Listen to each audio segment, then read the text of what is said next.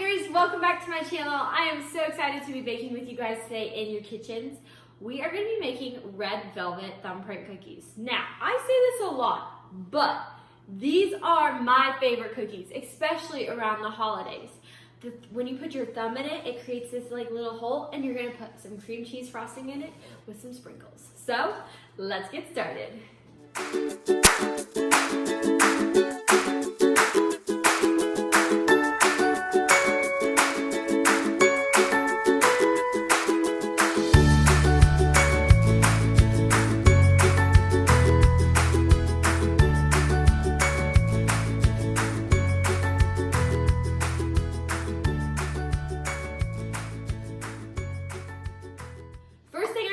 I'm going to tell you all the ingredients you're going to need before we start making your dough. You're going to need 2 sticks of butter, which is 1 cup. You're going to need sugar, flour, cocoa powder, baking powder, vanilla, salt, and 1 egg. And then you're also going to need red food coloring. So go ahead and pause this video, and then when you're ready to start, go ahead and press play. Now that you have all your ingredients and you're ready to go, we're gonna go ahead and start creaming together our butter and our sugar. So I'm gonna unwrap my butter, make sure it's softened to room temperature, or you can soften it in the microwave, either one. And I'm just going to undo both packages around it. Make sure you don't leave any paper on there. And then you're going to pour in 1 cup of sugar. And then after that's all in your bowl, you're gonna go ahead and turn your mixer on. I'm using a standing mixer today, but if you don't have one of those, that's okay. You can use a handheld as well. I'll be using a handheld for my frosting. Okay.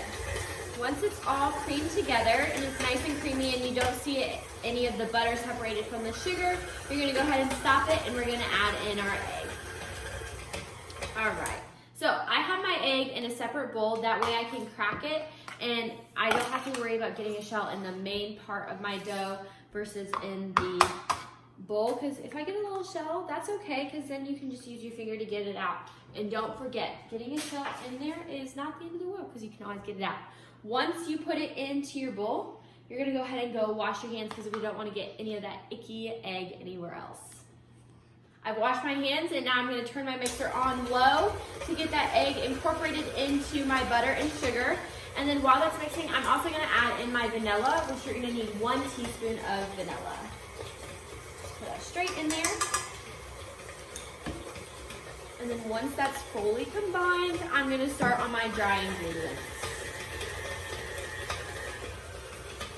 So I'm going to add in my flour. You need 2 cups and 2 1/4 cups of all-purpose flour. I'm going to keep my mixer on low while I'm adding my flour. That way I don't add it all at once and turn it on. It may fly out of the bowl a little bit. Let me just tell you, that's happened a couple times. I am a messy baker. Let me just tell you that. All right. Once I get that all mixed in, I'm going to add in my other ingredients, but I'm not going to add in my cocoa yet, because that's going to be my last step after I put in my red food coloring.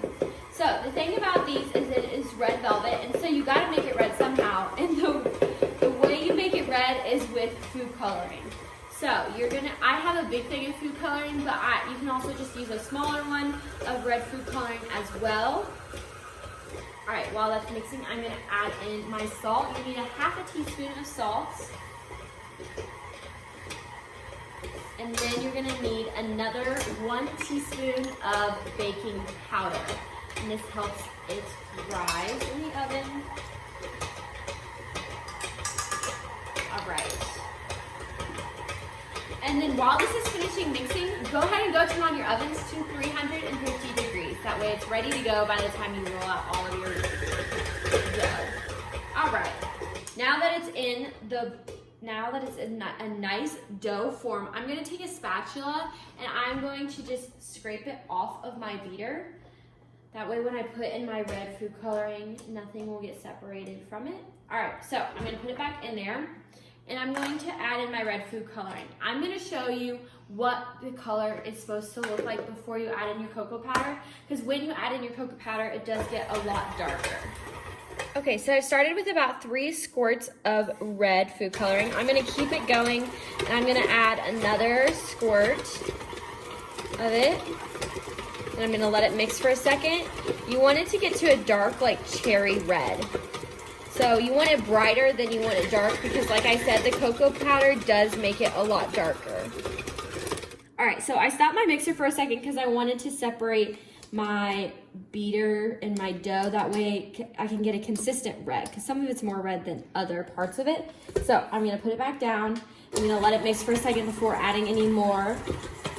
And then I'm gonna add another, I'm gonna stop it and then add another good squirt.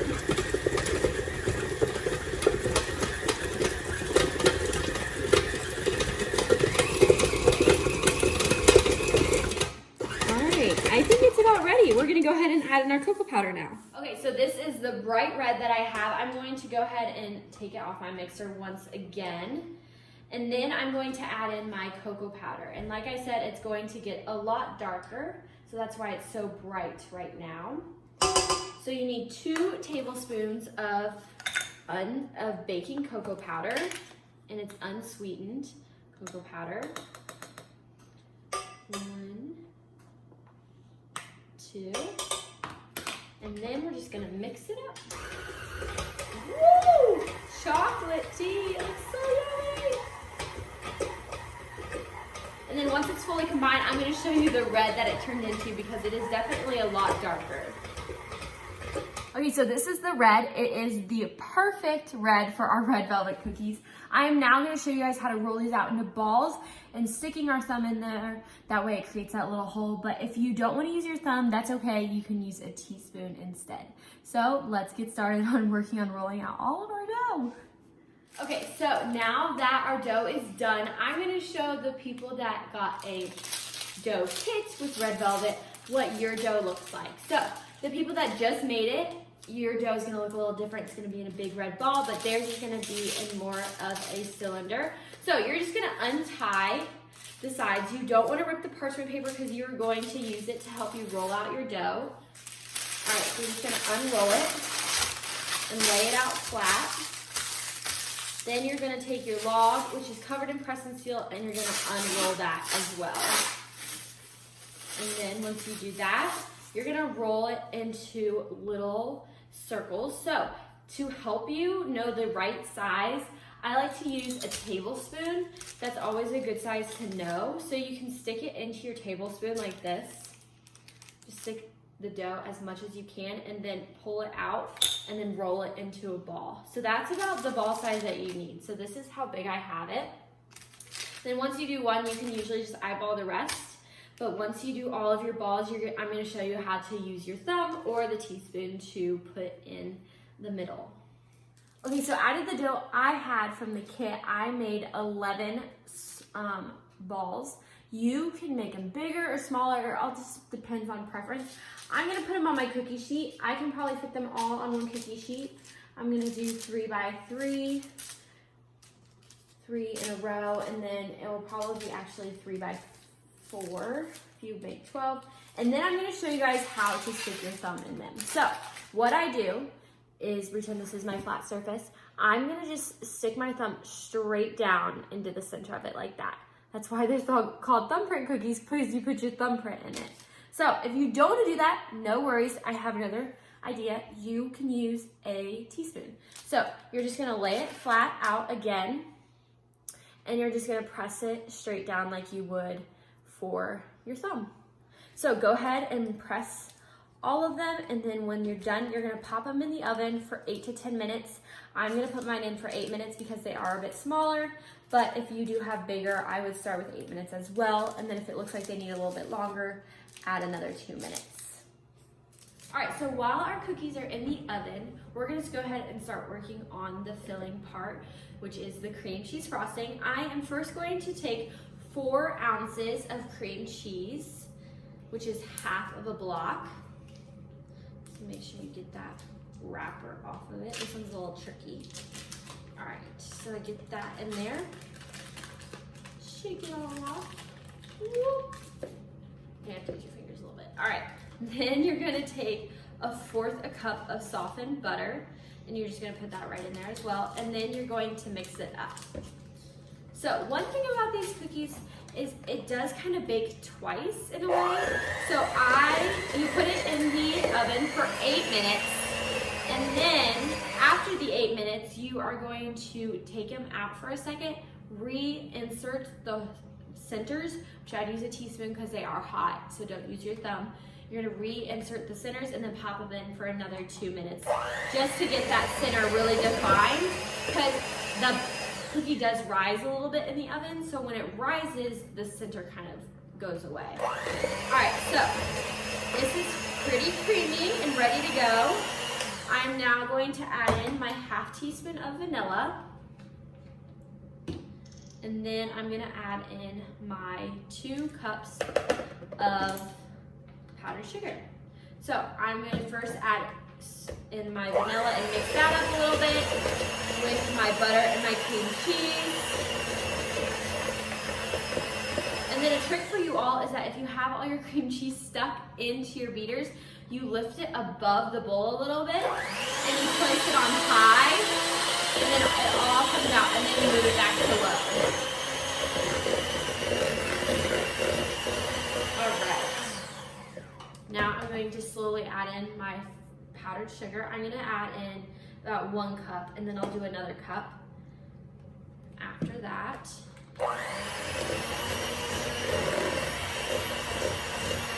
And then I'm gonna add my last cup, and then I'm gonna set it to the side until I'm ready for it after the cookies are cooled and ready to go. So this is my last cup. I'm gonna mix that up.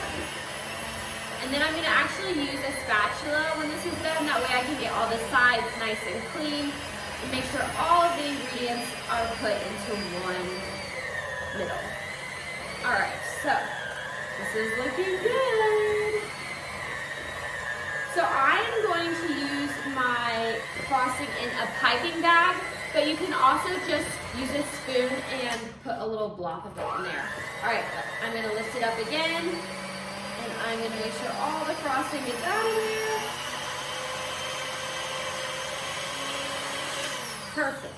All right, now I'm going to just take my spatula. As you can see, my sides are kind of messy, so I'm just gonna take a spatula, and I'm gonna go in a circle and make sure it's all nice incorporated. It is a thicker frosting, which is okay because you want that thickness in the center of your nice soft cookie. But you want to make sure you don't overpower with it, the cream cheese, and put too much frosting in the center. So I'm going to show you just the right amount of frosting to put in the center of your cookie. Okay, so these are the cookies. As you can see, the circles kind of came up a little bit. So I'm gonna take my teaspoon again, and I am just going to push it down the center. So I'm gonna just be super careful because the pan is super hot. So make sure your fingertips are on the very edge, and you're just gonna press the centers down a little bit, and then I'm gonna put it in for another 2 minutes. But this red is perfect. It's such a pretty red. Perfect for the holidays. All right, so these are them now. I'll show them to you. All right. Now you can see they have a little bit of a better hole in the center. That way I can put that frosting in the middle. So 2 more minutes, and then I'm gonna let them cool, and then we'll put the frosting in. Okay, so the red velvets are out of the oven, and they are cooled. Now I'm going to show you guys how to put your cream cheese in a piping bag. If you don't have a piping bag, like I said, you can just use a spoon or a knife. I'm just gonna put a little bit into my piping bag. And then I'm gonna cut a hole at the bottom of it, and I will show you the hole isn't very big, especially because you wanna have more control over the bag. I'm just gonna cut a small hole at the bottom, and then I'm gonna just show you how to fill it. So here's one. I'm gonna start in the middle. I'm just gonna squeeze in a circle and then go around and through, just like that. And then you're gonna just do it for all of them. And then these are the perfect gift, either done or before if you wanna make the dough and give it to someone. And then after I finish these, I'm gonna show you how to package these. That way you can deliver to a family member, or if you can take them with you on the holidays, whatever you guys would like. All right, so last one, and now I'm going to show you guys how to put some little sprinkles on the top. So I just have some sparkle sugar, and I'm just gonna put it right on top of each. That way they look like this. They've got red and green sugar, and perfect for the holidays. So now I'm gonna show you guys how to package these delicious cookies. Okay, so to package these, I am going to take a Christmas paper plate. If you don't have a Christmas paper plate, you can just use a regular one. And I'm just gonna put my cookies all on my plate, just like this. And then I'm going to take a clear bag that I have. Now this bag is pretty big, but it's very big because I don't want the frosting to get stuck to the top of the bag. So I'm gonna just place it in the bag like this.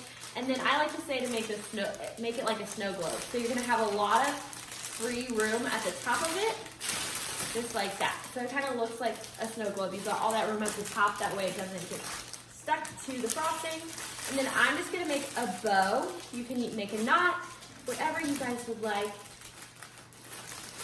And then after my bow, I'm going to take a little gift tag that I have, if I'm gonna take this to someone, and it says, to, from, and Merry Christmas. I'm going to put this on my bow. So I'm gonna wrap it around it, just like this, and then put it on top like that. And then it's ready to go. I hope you guys had so much fun making these red velvet thumbprint cookies. They are definitely one of my favorites, and I hope they become one of your favorites too. I hope you have a very Merry Christmas. Bye guys!